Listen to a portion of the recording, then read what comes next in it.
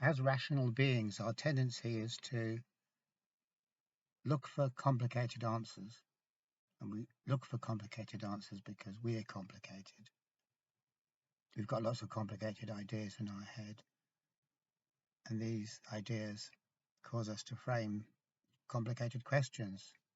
So we're really not going to see, we're not going to be able to see that the truth that we're looking for is a lot simpler than our ideas would have us believe. So as rational beings,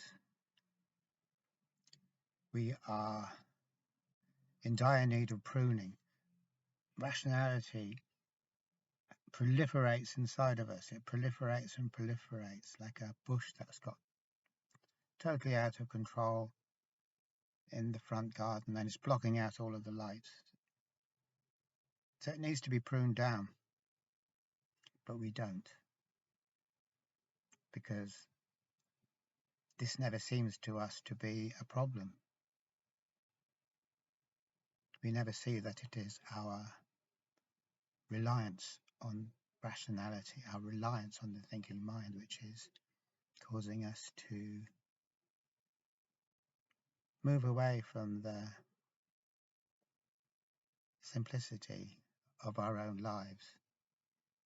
So the more complicated we get, the more problems we have, and so we look for complicated answers, and that escalates and feeds back on itself, and everything just gets more and more complicated until we run into a brick wall. Our thoughts, our constructs fill up all the space, and then there's no space. There's just the opaque weight of our concepts hemming us in all sides. So we've painted ourselves into the corner and we didn't realize it's a problem right till the very end. And even at the very end, we still don't realize what the root of the problem is. Because at that stage, we're so painted into the corner, we haven't got the freedom to look around us. We haven't got any perspective. Because that is what all of our mental constructs are doing. They're reducing our perspective on the world. And when all the space is occupied by our thoughts, and space is another way of talking about perspective, then we have no space, we have no perspective. So we can't tell, essentially, if any of our thoughts, we can't tell if anything's bullshit or not. We can't see what's right and what's wrong. We've got no way of questioning everything, no way of reflecting on anything, because in order to reflect, we need perspective. Otherwise, we're slaves of whatever thought comes along. So there's 2 points there. One is that our proliferating thoughts take away all of our perspective. And point number 2 is that when we have no perspective, we're slave to our thoughts. So put those 2 points together and we get a very clear and succinct picture of our situation, which is the neurotic situation.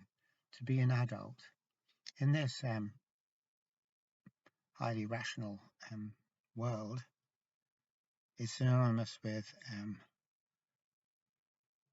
losing perspective. It's synonymous with being trapped by our own thinking. Because we as a culture, we worship thinking. We think it's so great.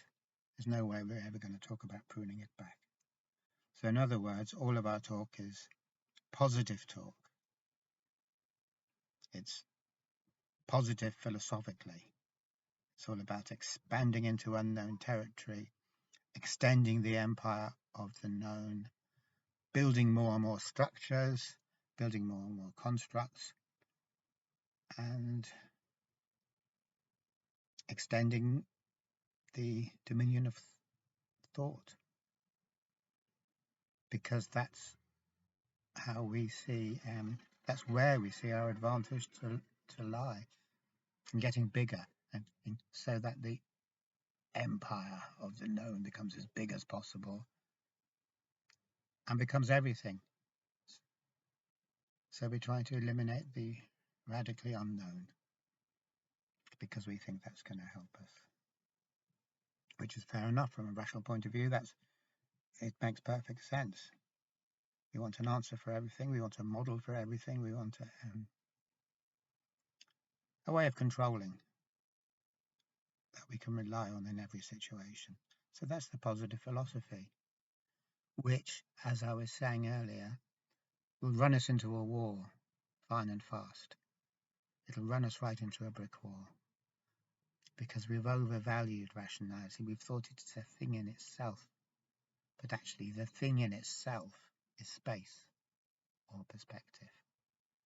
So space is what gives us life, gives us everything we need. Hold on to nothing and he won't let you down, says David Bowie.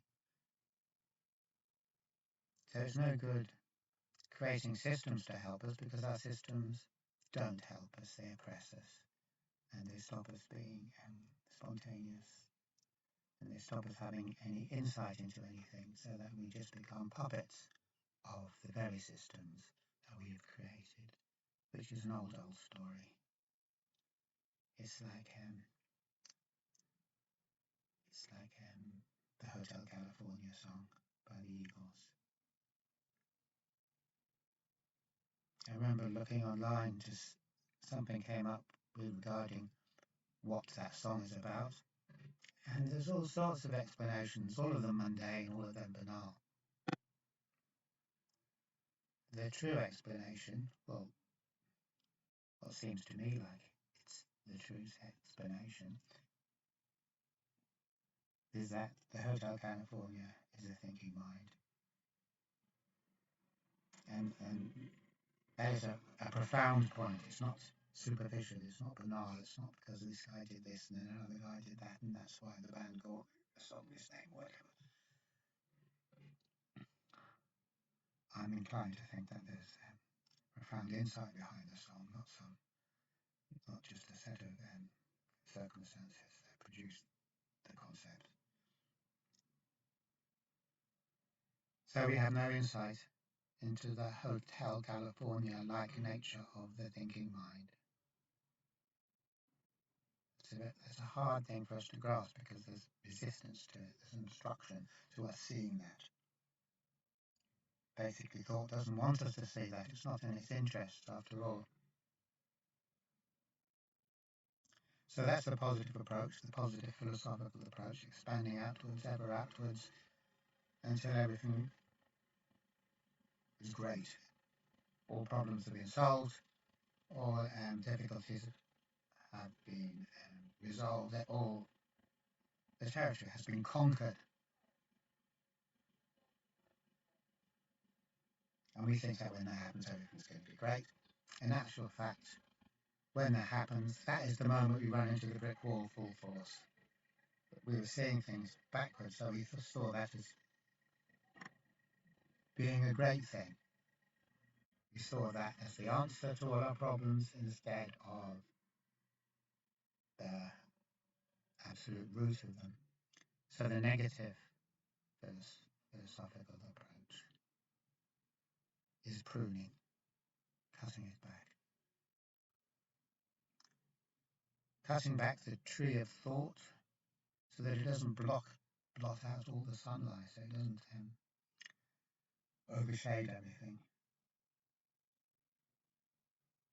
And as I've just said, we can't really rely on thought to do that job, even though it might volunteer. Some subdivision of thought might put its hand up and say, I'll do that job, I'll prune thought. In fact, that's exactly what does happen. As soon as we have the notion that thought needs to be somehow managed, one particular division of thought puts its hand up and says, I'll do that, I'll prune thought, I'll be in charge of that. So we put thought in charge of pruning thought or regulating thought, just like we put Count Dracula in complete control of the city's blood banks. Exactly the same thing. Exactly the same thing. So whenever you hear me talk about rational therapies such as CBT or whatever else, anything that comes out of the thinking mind, just remember that is putting Count Dracula in charge of the blood bank.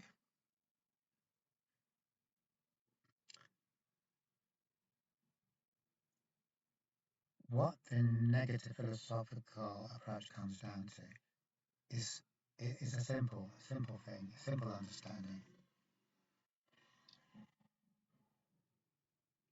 Because when we prune down all the extraneous bullshit, all the red herrings and decoys and false starts and dead ends and all the rest of it that thought produces for us, the remaining situation is very simple. Not simplistic, but simple. So we could say that from a positive point of view, we want more and more answers, more and more solutions, more and more methods, and then that'll kit us out to be ready for life. Because we'll have all those things to help us, all that stuff, all the gear. Whereas from the negative perspective, we ditch all our equipment, all our methods, all our tools, all our hardware. Because that's thought, and thought is what we want to ditch. So we ditch it all. We ditch all our opportunities of exerting control, all our theories, models, and hypotheses. Just ditch the whole lot of it. And in place of the complicated questions and the complicated answers, we have something which is definitely a lot simpler. What we have is an awareness of a sublime impossibility. The awareness of a sublime impossibility equals one thing. It equals letting go. So even though we might think this impossibility is a bad thing and it's going to depress us because it's an impossibility, it's something we can't prevail against, we might think it's a bad thing. We will think it's a bad thing. It isn't, because when we see it, we let go of our attempts to control it, or we let go of our attempts to understand it, and then we're free. We're free from being caught up 24/7 in an attempt to do something that can never ever be done, and that will keep us preoccupied in a futile way forever, or as long as we have in this world. The perception of impossibility is the gateway to freedom. And we could also, putting this in slightly different terms, we could say that when we give up all hope, that is the gateway to freedom. We've given up trying to wangle it. We've given up trying to smart-ass it. We've given up trying to dodge whatever it is that we're trying to dodge, or gain whatever it is that we're trying to gain.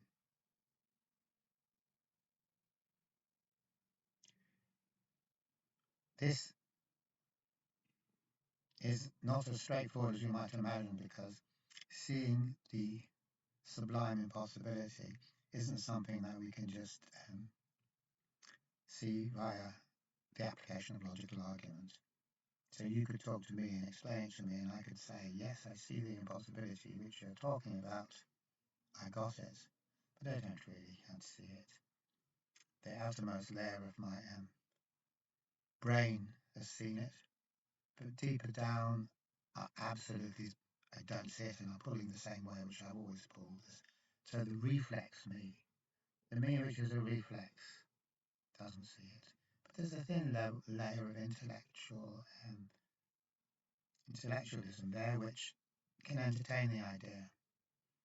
But that's not the type of seeing we need. We need to know it, and I don't mean intellectually know it, but to know it in our very bones. So we need to know it so deep. We don't think about it at all. It's not that type of knowing, we just know it. And because we know it, not intellectually, which is always arbitrary, I could see it this way and believe that, or I could see it the other way and believe the opposite. Thought can do either way. Thought is always arbitrary and any position always comes with a counter position. We're not talking about that, we're talking about a much, much more profound type of understanding, where we just know that whatever it is, it's impossible. And because we know it's impossible, it's not that we go around with this thought, oh no, this is impossible. Because if I'm going around with that thought, that means I'm still holding on to the idea that it should be possible, or the hope that it should be possible, and I'm still considering this to be a disaster. So as long as I'm thinking it's impossible, that's resistance. When I genuinely see deep down that this is a sublime impossibility, that's the end of the issue, that's the end of the matter. There's no more going back.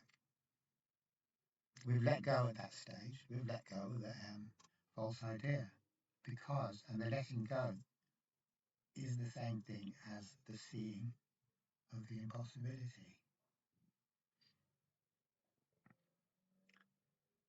And that seeing can't be regulated. I can't read a certain amount of articles or books or watch a couple of seminars.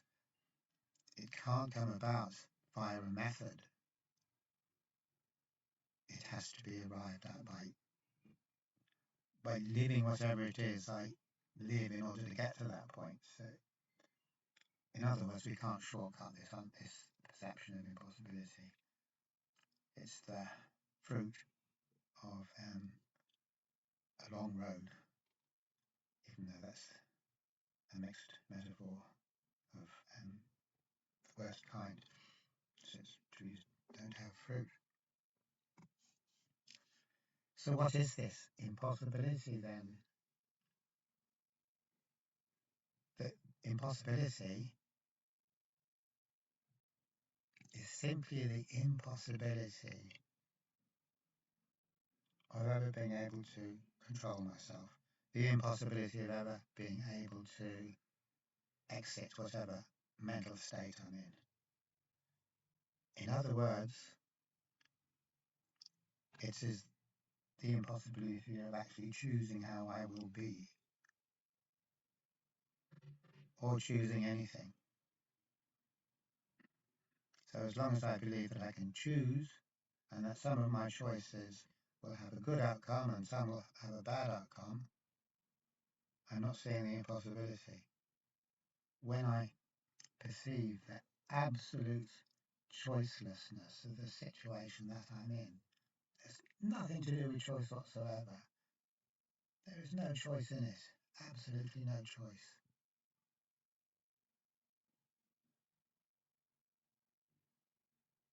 Then that's where I'm free. But if that seems like something that's too easy to be true, it isn't. We're very, very stubborn in our belief in the power of choice. We're very, very stubborn. And it takes a lot to get rid of that stubbornness.